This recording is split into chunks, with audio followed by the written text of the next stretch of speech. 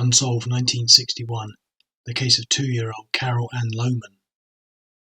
Carol Lowman died from head injuries, but the cause of them was unexplained. She had suffered from a head injury and burns.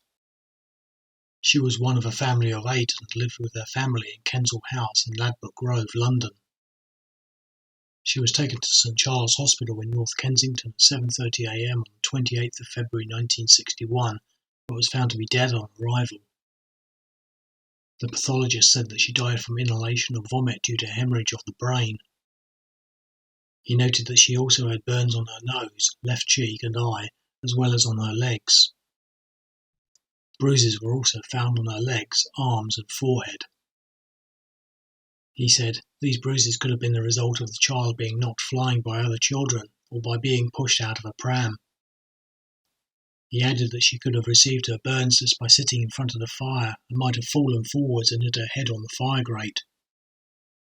Carol Lowman's mother said that on the 27th of February 1961 she had gone to see her husband at St Charles Hospital at about 2 p.m, leaving her 9-year-old daughter looking after the 4 younger children and Carol Lowman sitting in front of the fire.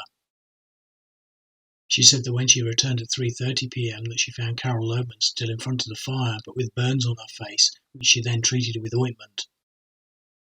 She said that after that Carol Lowman was allowed to run around playing with the other children in the normal way. She said that she later wrapped her up and left her on the settee. She then said at about 8:45 p.m. she seemed unusually quiet. I picked her up and she felt cold, so I wrapped her up more. I couldn't hear her breathing, so I started artificial respiration, and my eldest son and daughter, aged 12 and 14, also helped me in this for quite a long time. I held her in my arms all night. Carol Lowman was taken to the hospital the following morning at 7:30 a.m.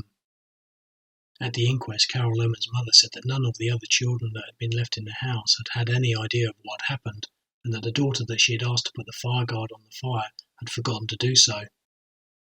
When the coroner asked Carol Lowman's mother why she didn't take Carol Lowman to her doctor or the hospital in the first place, she said, "I didn't know the doctor's private address, and I didn't go to the hospital because I didn't want to leave the children again.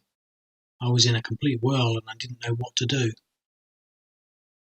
The police said that when they interviewed the 9-year-old daughter on the 28th of February 1961, that she told them that she had been left to care for the 4 children and that she had forgotten to put the fire guard round the fire.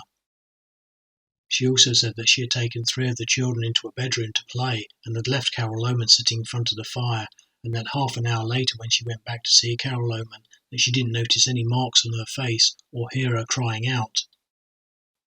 An open verdict was returned at the inquest, the coroner noting that there was insufficient evidence to show how the injury and burns had been sustained. Nothing more is known about how Carol Lowman came by her injuries, and her case remains as puzzling today as it did in 1961.